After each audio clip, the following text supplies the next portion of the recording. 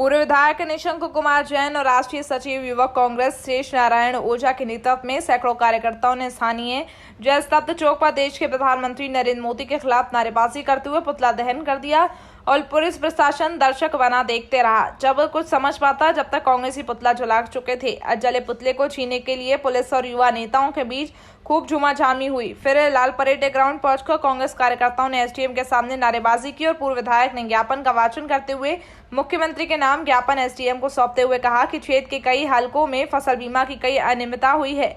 अगर इसे ठीक नहीं किया गया तो प्रशासन बड़े आंदोलन के लिए तैयार रहे।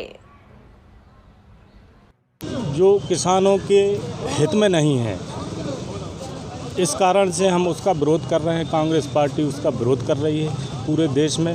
उनके घटक दल भी छोड़ के जा रहे हैं। एक मंत्री मिसेस कौर ने भी इस्तीफा दिया है। तो ये कहीं ना कहीं किसानों के हित में नहीं है। वो जो उद्योगपति हैं देश के, जो कि हम तो ये मानते हैं कि मोदी जी के मित्र हैं, उनको लोग लाभ पहुंचाने के लिए ये कानून लाया गया है। मंत्रिमंडल से इस्तीफा दे दिया। जब उनकी घटक दल इस्तीफा दे रहे हैं तो समझ में आना चाहिए कि भारत सरकार ने कितना किसान विरोधी कानून लागू किया है। दूसरी तरफ मध्य प्रदेश के एक नेता जो कांग्रेस छोड़ के गए थे सड़क पर उतरने के लिए, एक वो है जो मंत्री पद के लिए सरकार गिरा के सड़क पर उतरने की बात बोल के गए थे और इस कानून का समर्थन कर रहे हैं। इन्हीं बातों के लेकर आज हमने ज्ञापन दिया था। मंत्रिमंडल को ऐसी क्या जल्दी थी नरेंद्र तोमर को, जो इसी मध्य प्रदेश से आते हैं, कि किसानों के संदर्भ में चर्चा कराना भी उन्होंने उचित नहीं समझा। उन्होंने एक ऐसा कानून पास कर दिया कि जो हम रोज़मर्रा की ज़िंदगी में यूज करते हैं, अरहर है, सरसों है जिससे तेल निकलता है, प्याज है, लहसुन है, अभी तक इसका रेट बढ़ता था तो सरकारों पर जनता ब्लेम करती थी। अब उन्होंने क्या कह दिया, इसको जितना चाहे उस स्टैक आप कर सकते हैं।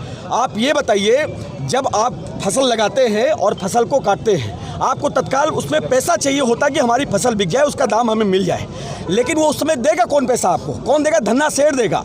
चाहे वो अंबानी हो, चाहे अडानी हो, उनकी कंपनियां आएंगी और उन्हें पौने दाम पे आपसे आपकी फसल खरीद लेंगी और उनको स्टैक करेंगी। और जस्ट 2 महीने बाद वही जो आपसे 100 रुपये में खरीदा गया माल है 350-400 रुपये में आपको बेचा जाएगा। इसके रोकथाम के लिए कोई कानून नहीं है। एमएसपी के बारे में भी सरकार ने कोई बात स्पष्ट नहीं की है। इसलिए यूथ कांग्रेस पार्टी इस कानून का पहले दिन से विरोध कर रही है। आज हमने ये प्रदर्शन किया है। आने वाले दिनों में भारतीय जनता पार्टी, उनके नुमाइंदे चाहे विधायक हो चाहे सांसद हो, उनके घरों का घेराव करेंगे, उनके घरों की बिजलियां काटेंगे। उनका विरोध तब तक करेंगे जब तक इस कानून को वापस लेने के लिए। लेटेस्ट न्यूज देखने के लिए प्राइम ब्रेकिंग न्यूज चैनल को सब्सक्राइब करना ना भूलें और साथ ही डेली अपडेट्स पाने के लिए बेल आइकन को